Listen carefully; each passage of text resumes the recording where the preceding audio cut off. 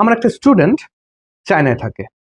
তো আমি যখন ফেসবুকে ছবি আপলোড দিই, ও প্রত্যেকটা ছবির নিচে সুন্দর করে কমেন্ট দেয়, সুপার ক্যালি ফ্র্যাজিলিস্টিক এক্সপিয়ালি ডলশাস। মানে ছবি আপলোড দিতে দিতেই সে কমেন্ট করবেই সুপার ক্যালি ফ্র্যাজিলিস্টিক এক্সপিয়ালি ডলশাস। তো আমি তো মিনিংটা জানি যে ও কি বোঝাতে চাচ্ছে, তো ভাবলাম আপনাদের কাছে একটু শেয়ার করি। আসলে এটি একটি মজার ইংরেজি ওয়ার্ড। এটা কোনো ফর্মাল ইংরেজি ওয়ার্ড না। এটা হচ্ছে অনেক আগের একটি ইংরেজি মুভি, সেটা হচ্ছে ম্যারি পপিন্স।